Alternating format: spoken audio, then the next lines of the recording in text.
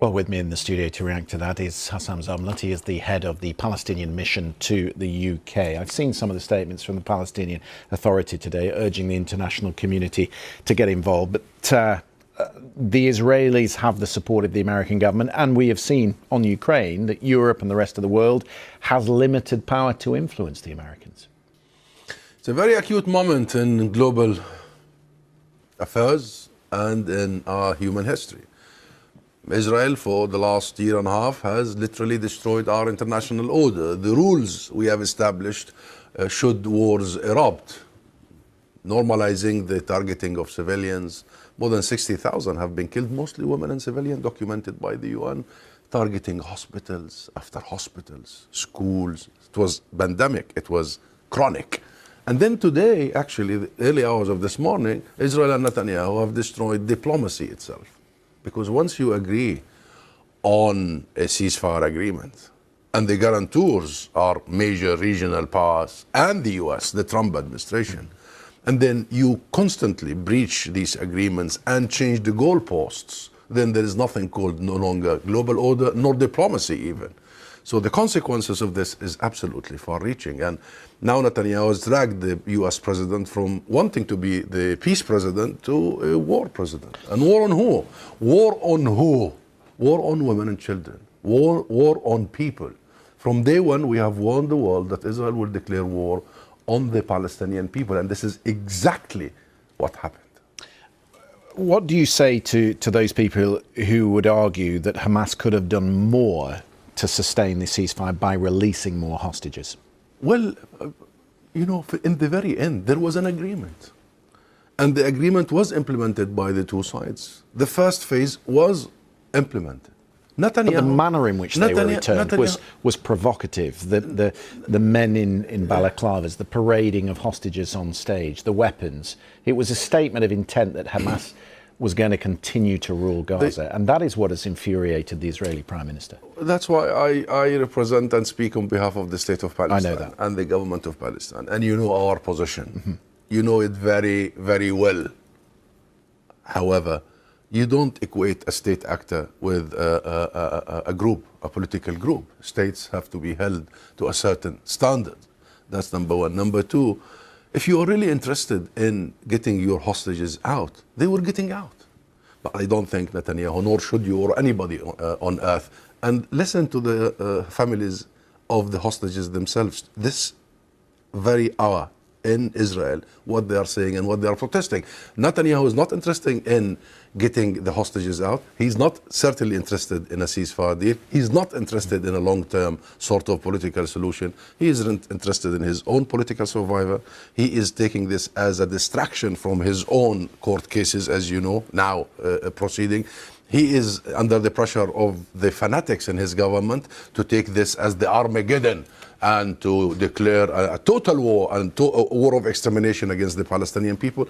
The expulsion fallacy is coming back, the mass destruction and the mass expulsion, and you have been following all the fantasies coming from some senior Israeli officials and what they're doing in the West Bank. I've just returned from the West Bank, Rashid. What is happening in the West Bank is exactly and very similar to what they are doing in Gaza. The only difference is there is not much attention happening in the West Bank. So from day one, Netanyahu is not interested in a deal. He wants a perpetual, permanent war because it serves him. And unfortunately, he's dragging you, he's dragging us, he's dragging the rest of the world. Now he's dragging President Trump into this, right in the middle of trying to reach a ceasefire agreement in Ukraine. So the ramification of this is going to go much further than the borders of Palestine. He has said in the last few minutes that from now on, negotiations will take place only under fire. That is Netanyahu. Of course. Because this is the only thing he believes in, because he has no political project, because he doesn't see a future that includes us. Well, there is a political project. The political project as set out by Donald Trump is to rebuild Gaza as some sort of Riviera-style resort. Are you concerned at this moment that if this is the course of action that he's saying he's now going to take, that the war will build up? It's not a conflict that's going to be short. from the words we've heard from the Israelis today, that the idea or the ultimate goal is to force the Palestinians off their land. I think that's the ultimate goal of Netanyahu. I know the ultimate goal of Netanyahu. So what would you say to the Arab governments then at this moment, Egypt, Jordan, who of course face the fallout from that? To stick to their initiative. There was an Arab summit. But the initiative has been rejected by the Americans. Well, I think the Arab world has a duty and a responsibility to actually make sure that this is the only plan on the table, because all other plans... How do they do that? All other plans, because how do you... But how do they do that if the Americans are not going to engage with that? It's not serious. Because they are the ultimate arbiter of what goes on in the Middle East. But you and I know that what came out of Washington about the Riviera and buying Gaza is not serious. This is not a serious proposition. The people of Gaza will stay in Gaza. You've seen that historic scene of hundreds of thousands of people walking on foot back to their homes the moment the ceasefire agreement was implemented. People have no other destination but to go back to their homes, and it's rather racist and dangerous. It's a very dangerous precedent that you start moving populations around. Palestine belongs to the Palestinians, and the Palestinian people belong to Palestine.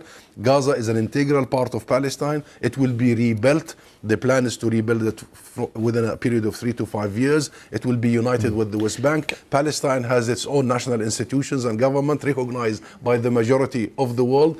There is a global consensus for... Can I ask you just one final question? And it's a point that Naftali Bennett just raised in his interview with me, that the people who were on stage representing Hamas were, in his words, fat.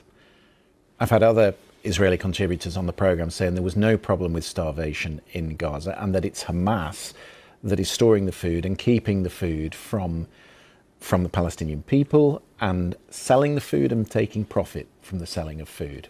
How do you respond to that? Because the Bennetts of the day and the Israeli government... Is that happening though? No, the starvation is against the people. It's against the children. You know how many children have died of starvation? You know how many Palestinian children in Gaza have died because of the cold in the last few weeks? Of course, the starvation will not reach the fighters. They are starving the people, and on purpose. And this is not just since the 7th of October. Gaza has been put on diet. I'm quoting them publicly, the Israeli officials, for 17 years, Krishna. This is a sick mentality. This is an ideology. This is a policy that has been going on for a long time. The use of starvation as a weapon of war, the use of disease as a weapon of war, and the use of sexual violence as a weapon of war. And please, this is not me saying this. But you're accepting that the Hamas fighters are not getting starved, that they will take food. I don't think you and I should be discussing the Hamas fighters. You and I should be discussing what is Israel's responsibility for the 2.3 million innocent civilians in Gaza. What is their responsibility as an occupying power under international law, and how they are ransacking these very rules, and what will be the implications on the rest of the world for such a thing, because everybody else is watching. I assure you, many are learning the wrong lessons. This is a very dangerous moment in our history if we sit here and say, oh, but that man was fat, but we can still cut off electricity and water and energy. I mean, is this real? Is this real? I think if the UK government does stand now, and I heard the Foreign Secretary only yesterday saying Israel did breach international law and this must stop, humanitarian aid must be supplied, we need action now by the government of the UK and all other governments to impose and enforce the ceasefire, to make sure that humanitarian assistance is unhindered, and to swiftly move to a political horizon whereby we resolve this issue rather than manage it. Husam Zomlot, always grateful for your time. Thank you for coming into the studio. Thank you.